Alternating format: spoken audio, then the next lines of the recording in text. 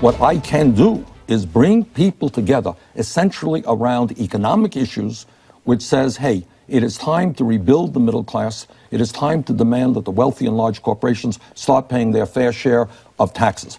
On all of those issues, there is broad support in both political parties. Well, there may well be a groundswell of support building for Ted Cruz and Marco Rubio. Chris Christie may yet get back onto the main stage. Carly Fiorina could have her steely gaze set on next November. Jeb Bush could yet figure a way to overcome his mild manner. And Donald Trump could be the immovable object from the role as GOP favorite in the presidential election. But they may yet fall victim to the great socialist, the man who may yet pass a law keeping kids off everyone's damn lawn, who, according to some numbers, would beat them all so badly he would set the GOP back to the dark ages before Ronald Reagan. Or so the numbers claim.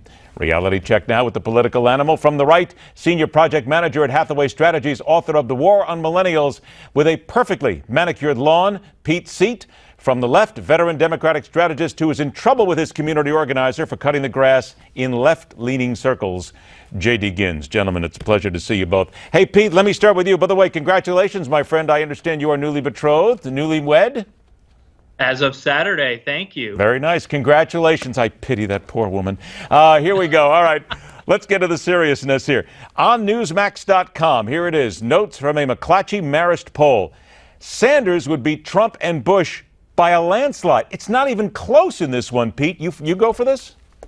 Well, you know, our honeymoon took a stop at Disney's Hollywood Studios. Just yesterday, I was on the Tower of Terror ride, so I renewed my familiarity with the Twilight Zone, and the idea of Bernie Sanders winning the presidency is a ready-made episode of the Twilight Zone. I mean, give me a break. And I would actually quibble with the idea that it's a landslide.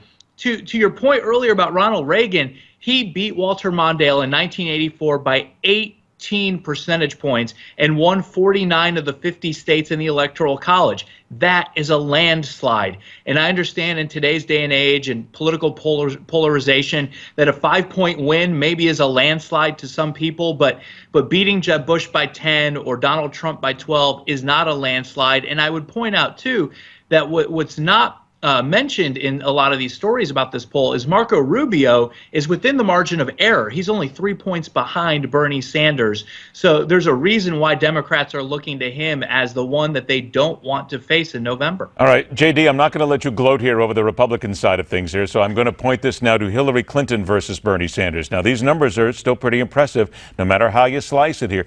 Do you think there's still any sort of still looking over the shoulder gaze from Hillary and her people about Bernie Sanders? Because they say that she's got a massive lead on him, but he keeps hanging around. They better be looking over their shoulder. There's a lot of metrics that show that Bernie Sanders is doing quite well.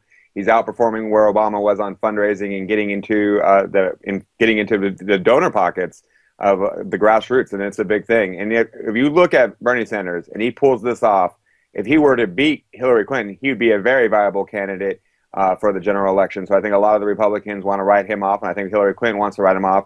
But the crowds speak differently, the number of donors speak differently, and I don't think anybody in the Democratic Party establishment should be taking him for granted. There's no doubt about it across the parties this year. The anti-establishment bent is very real.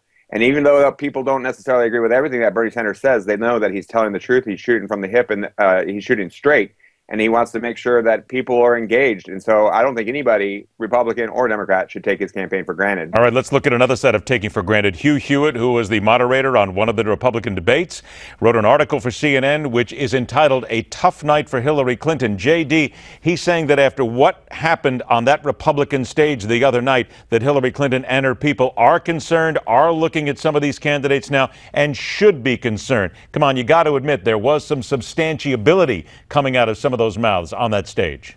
Well, I did think it was a good debate, and people were absolutely talking about issues, and there was not as much combativeness. Now, whether they are being fact-checked is a whole nother thing, but when you look at it, I don't think anybody should be taking it for granted. And I really do hope the Hillary Clinton campaign is taking everybody seriously and taking the Republican Party seriously. This is a race for the President of the United States of America, and there's no doubt about it that it needs to be taken seriously. And so I think while the Republicans are free, when they're free to be not fact-checked while they're having a debate, it sounds good. I do think they'll be fact-checked, and Hillary Clinton will check them in the general election if she gets the nomination. But I do think it was a good showing of the Republican Party a couple nights ago. All right, quick answer from you then, 15 seconds. Give me two people who came off that stage on that Republican debate you think Hillary Clinton should be worried about. Well, I think that you can see that Ted Cruz is really consolidating a lot of people. But again, I don't think that the Republican Party is doing a smart thing, and I think they're ignoring Governor Kasich, which is it blows my mind that the Republican Party doesn't want to take him seriously, because I think he'd be a big deal. But I think that Ted Cruz and Marco Rubio both did very well. All right, 1 minute left here. Let's go ahead and hear this.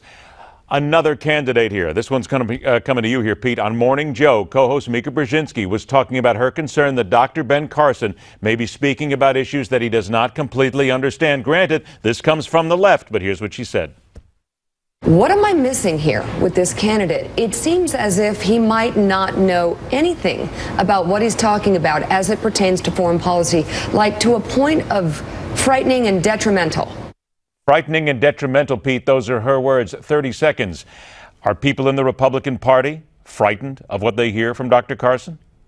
Well, there certainly should be concern about his comments regarding China having troops in Syria. There's nothing that corroborates that publicly. And even if he has intelligence sources telling him that privately, it questions his judgment to be saying that in the public sphere. He should know better to keep information like that, if it's true, to himself. By the way, just reminding everybody that when Disney started, they used to have tickets on their rides. Pete Seat has now gotten married. He's now in for an e-ticket ride, in case you're wondering, all right? And the people who understand know what I'm saying. Pete Seat, congratulations again. J.D. Gins, thanks so much for joining us, gentlemen. We appreciate your time. Let's remind everybody, very special interview coming up tonight right here on Newsmax. An exclusive interview with Bill O'Reilly, 7 p.m., 10 p.m. Eastern, talking about his book and his feud with George Will. Tough Words with Steve Malzberg tonight right here on Newsmax.